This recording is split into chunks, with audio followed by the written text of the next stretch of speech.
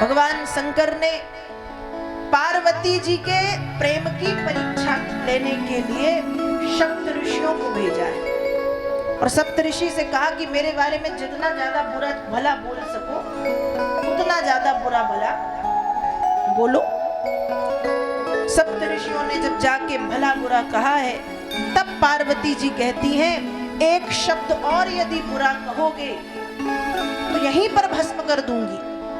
तब सप्त ऋषियों ने कहा मां हम तो प्रभु के कहने पर आए थे, हमें क्षमा करें। लौट गए सप्त ऋषि।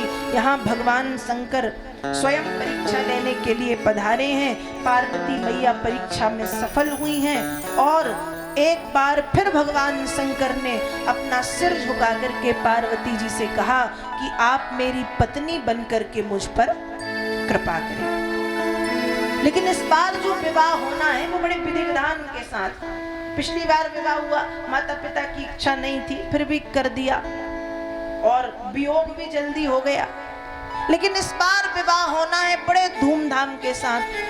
हिमाचल नगर में बारात के स्वागत की तैयारियां चल रही हैं और कैलाश पर्वत पर बारात निकलने की तैयारी चल रही है। अब भगवान शंकर का श्रृंगार किया। अब कहा भगवान शंकर को सजाए कौन सजाए, तो उनके पास कोई ब्यूटी पार्लर तो है नहीं, ब्यूटिशियंस तो है नहीं, किसने सजाया?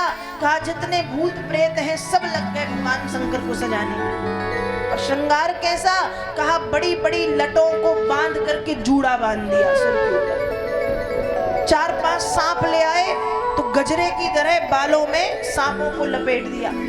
कानों में बिच्छू के कुंडल पहनाए, गले में भुजंग, मुंडे की माला, अधोभाग पे मृगछाला और जो बची कुची कसर थी चिता की ताजी ताजी भस्म ला के सारे शरीर में भस्म का लेप। ऐसे भगवान शंकर को सजाया।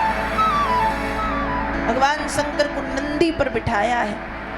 अब भगवान शंकर नंदी पे बैठे उल्टे। देवताओं ने कहा महाराज सीधे बैठ जाओ, उल्टे बैठ जाओ।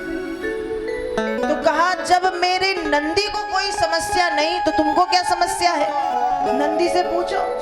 नंदी ने से मिला दिया, मुझे कोई समस्या नहीं। बारात 2 भागों में बट गई। एक भाग में है भगवान शंकर, भूत प्रेत चुड़ैल राक्षस शाकनी डाकनी योगनी यक्षिणी जितने विभिन्न विभिन्न प्रदेशों देशों से आए अनेक भाषाओं को बोलने वाले भूत प्रेत। और एक भाग में सब सुंदर सुंदर देवी देवता। बारात पहुंची हिमाचल नगर। अब भैया जब बारात पहुंची तो बच्चों ने बारात देखी, उनकी दृष्टि पड़ी सबसे पहले भूतों पर। अपनी माता से कहते हैं अरे जल्दी जल्दी दरवाजे लगाओ, बारात नहीं भूतों की जमात आई है। बारात तो वही देखेगा जो उन भूतों से बचेगा, सबको खा जाएंगे। माताओं ने कहा अच्छा कैसे बाराती हैं? बच्चे उत्तर दे रहे हैं। बच्चे क्या कह रहे हैं? तन खीन कौवती पीन पावन कौवा पावन गति धरे क्षण कराल कपाल कर सब सत्य सौनिक तन भरे सान सुवर समान गणवेश अगणित प्रेत पिशाच जमात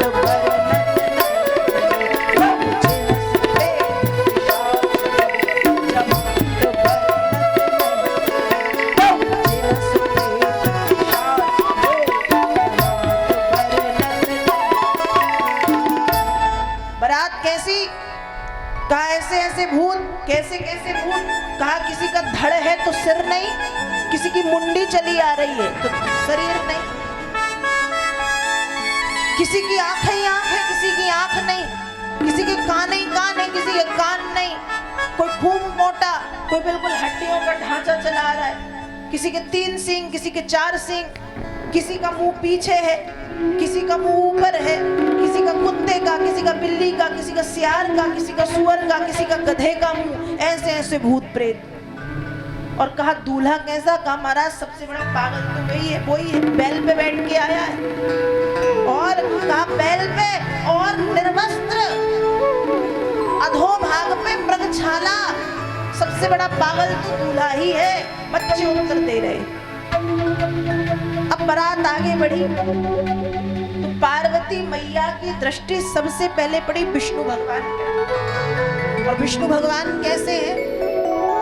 त्रिभुवन सुंदर। अब मैना कहती है कि जब बाराती इतने सुंदर सुंदर आए हैं तो दूल्हा कितना सुंदर होगा।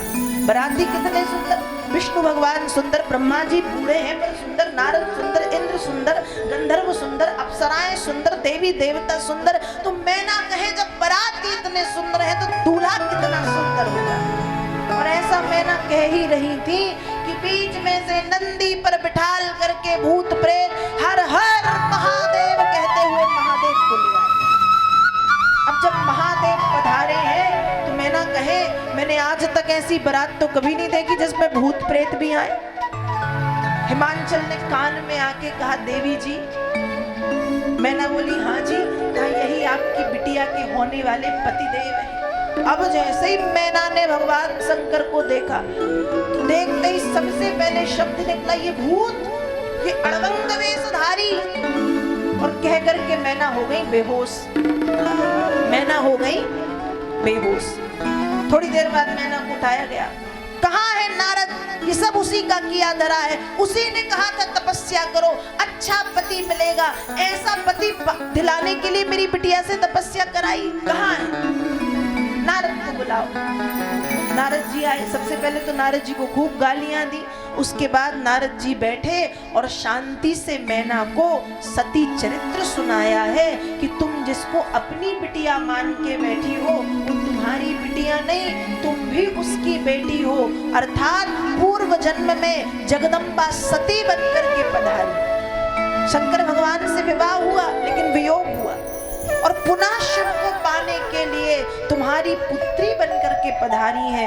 आज से नहीं, सदा शंभु अर्धांग निवासिनी, जन्म जन्मांतरों से ये शिव की अर्धांगिनी, शिव प्रिया रही है। और जब सती चरित्र सुना है मैना की आंखों से आंसू बहने लगे। और हिमांचल और मैना ने तब मैना हिमवंत आनंदे, भूमि भूमि पार्वती पद बंदे, बार बार पार्वती जी के चरणों की वंदना की है।